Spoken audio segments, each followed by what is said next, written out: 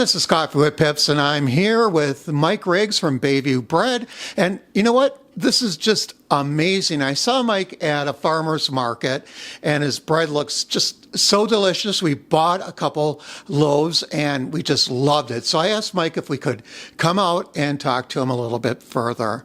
I noticed this in restaurants and stores and everything, so you sure made a name for yourself. What types of breads do you make? Well, we make all sourdough breads. These, a lot of the equipment I got here from auctions and restored. Oh, okay. So I spent so much time. Still a lot of expensive equipment. It is. I spent a lot of time restoring cars and building motorcycles, so those skills helped me take this equipment, this is like 1959 and this is built. This is, I think, from a Chevy, an old Chevy. That is so cool. Yeah. Right up here. Yeah. I like that. You still have a touch of your restoration with cars and everything. Yeah. Forget the wholesale. Let's just say I'm going to do this out of my kitchen, which we started as like under the Wisconsin cottage law. Okay. So you can make baked goods, sell them. Right. You can't sell wholesale or retail. Okay.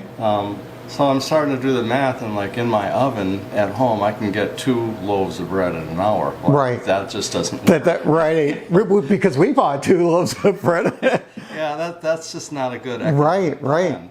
So that sort of facilitated us coming into here and trying to figure out how to make something go of it in here. And it was really just, let's do it, because I was making so much bread. My wife said, stop making bread. Right. Freezer's full. Yeah. And I said, well, maybe we can sell it at farmers markets. What did she think about that? She said, no, absolutely not. Can we walk this way and take a look at some of the bread? Sure. We started out the Akachi Lines Farmers Market not too far from here, and Cher, the market manager, got us in there. That was our first gig. Okay. And it was very exciting, and it was a great venue for us to go. It went well for you then?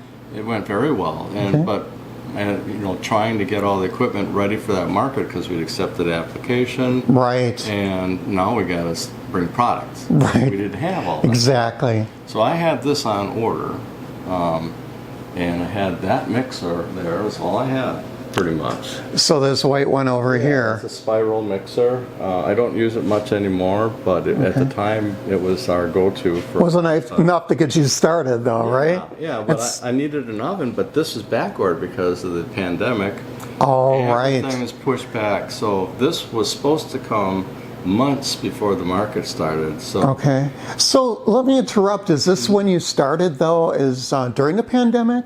I would say, yeah, right. I started baking during the pandemic, and it was a book that I got from Ken Forkish called Water, Flour, Salt, and Yeast. Okay. And the way the guy wrote really spoke to me. I enjoyed the book so much.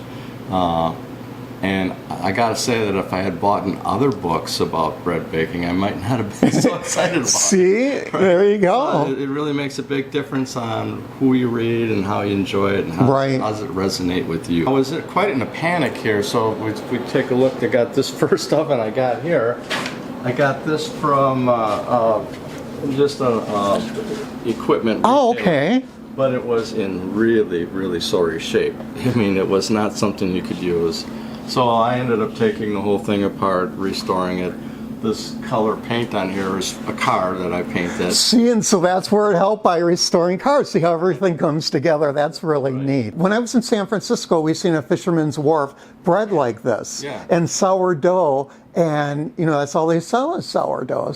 So it was funny because the book that I read from Ken Forkish, he covered just the basics of yeast and dough, and I knew about this stuff, but not to that degree. To that level, correct. And he covered things like yeasted breads, pre-ferments, pouliches, bigas, things like that. There are different kinds of pre-ferments.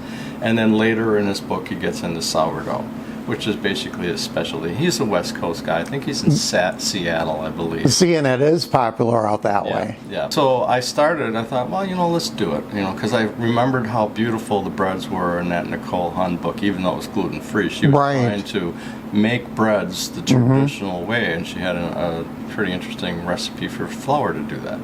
So I made my first starter, and probably in 2019, or early 2019, and it was a great science experiment. I loved it. It was just, you'd put it in, it would grow, and it's just so exciting. And starter's always an interesting thing, because the San Francisco starter is a very tangy kind of starter, and you can't really get that here. Right, so you right. can influence a starter to get that kind of flavor out of it. But you can take a starter from San Francisco, bring it here, and within a few days of growth and refeeding, it's going to normalize itself to this environment. So how many loaves are you producing on an average now?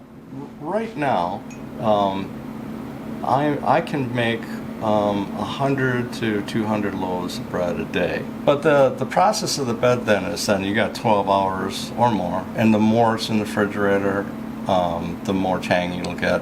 The same thing if you change the starter at the beginning of the recipe and had that bulk ferment, instead of it being 4 or 5 hours, you reduce that starter. There's a real science to this. I didn't even realize. Yeah. So you see this little tape line? So this is where the original mix was when I refed it. Okay. And what I do is that tape marks where I start, and when I start to get a rise on it, it probably rose up to here, and it's been receding now. The difference in starters, if you get a young starter, it's very yogurty smelling. Okay. It's a young starter, it's not going to give you a real tangy smell to it, but it'll give you a great rise. Right. If you let that starter come to its crest and then start to recede, you notice here this is sour tang to it. When I started out at the first market, if I could make 60 loaves for that market, which took me a long time to do. Right. We're taking days. That was back then, right? Days, that was back then. And days to get it prepped and put it in refrigerators, and I had little refrigerators. You had to find places to put it. Right, right. Some were hotter than others. So you come in and you find your dough just sort of overproof. Not consistent, yeah. Yeah, so a lot of discovery in the early phases of that.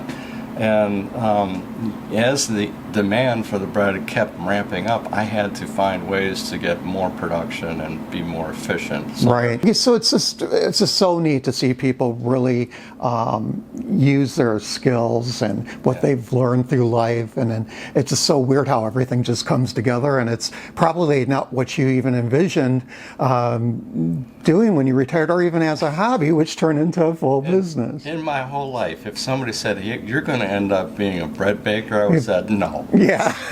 That's not right. Isn't that something? Whatever idea you got here, you're talking to a medium or somebody. Right. You're giving your bad information. Right, exactly. It's just like I couldn't imagine doing something, like I said, on this scale. But I know that you started small, and it's like the more demand there is, it's like, now what am I going to do? I need to produce more. Yeah. So let's get into these ovens here. Look real new. These ovens, and one of the hardest things of being, covering the logistics of what you need to do to increase the business is also being cost conscious, So I looked at a lot of ovens, and These look very expensive. Oh, you can spend, even for a used oven, you can spend $15,000 to $20,000, $30,000. Wow.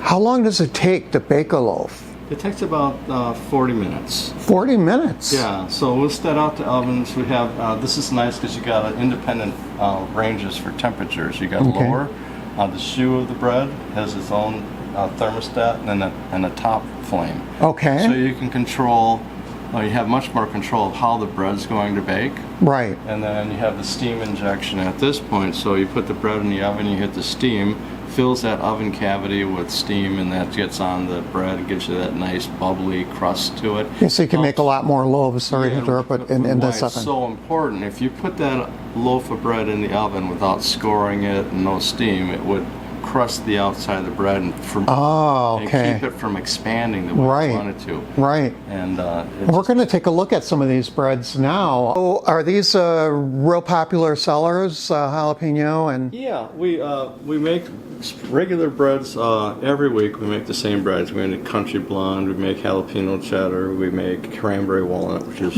what is country blonde? Is that just like the traditional? Blonde, yeah, it's a traditional type of sourdough bread. It's 80% 85% bread flour, 15% stone ground whole wheat. So it's more like a white sourdough. Okay. It gets a wonderful rise to it, nice open crumb to it. I think we got one of those. Yeah. So $8 a loaf, this is a piece of art for $8. Why do you sell it so inexpensively? Well, some people think it's expensive because they're used to going to the store and paying. Well, they can get a junky bread for... Right. But people have different value economics. And, right. Pricing is a difficult thing. It used to be early on, what I'd do is if it was all organic flour, I would charge 50% more. Or if it was a lot of mix-ins, I'd charge 50 cents more than the other regular breads.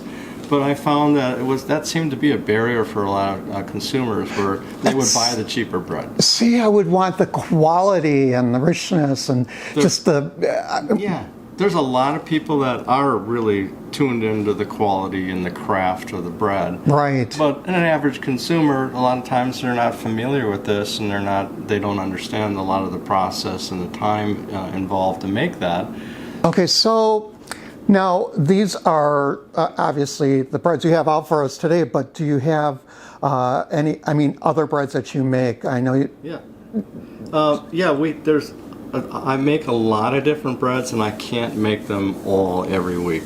So we have standard breads we make all the time, and that would be like the jalapeno cheddar, the cheddar. Is that a good seller then? Obviously, right? It's very popular. In fact, sometimes we'll get a market, and that'll be the first thing that sells, which is surprising to me. Right. I thought when I first started making it, that would be sort of a hit and miss. Right, Yeah. exactly. So, but then we have like this buckwheat bread. This is something I developed, and I always like to come up with a new recipe.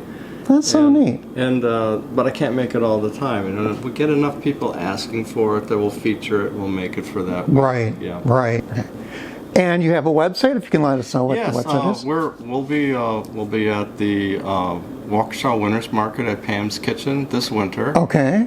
In summertime, we have the Waukesha Farmers Market. We will pick up Menominee Falls. We do special events. Our website is just bayviewbread.com.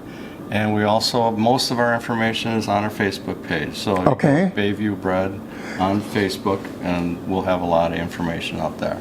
Okay, great. So bayviewbread.com, we're going to have all this information and the markets that you're going to be in the description below. Make sure that you look in the description below. Make sure that you comment. Get the bread. Let us know what you think of it. I know you're going to love it. We're excited. I'm so excited to share this with everybody in Wisconsin and out of Wisconsin. We have a national audience, and I'm sure they're going to really enjoy watching this video as well. Thank you so much, Mike. I really appreciate you inviting us into your beautiful kitchen. And now my most favorite bread, get to see how it's made and hear all about it. So I'm excited. Thank you so much. Well, thank you. And thanks for coming out. It was a pleasure. Thank you. And make sure that you subscribe below, hit that bell, and I'll keep you posted with new videos that come up each and every week. Don't forget to hit that like button. I like it when you hit that like button. Thank you so much. Thank you.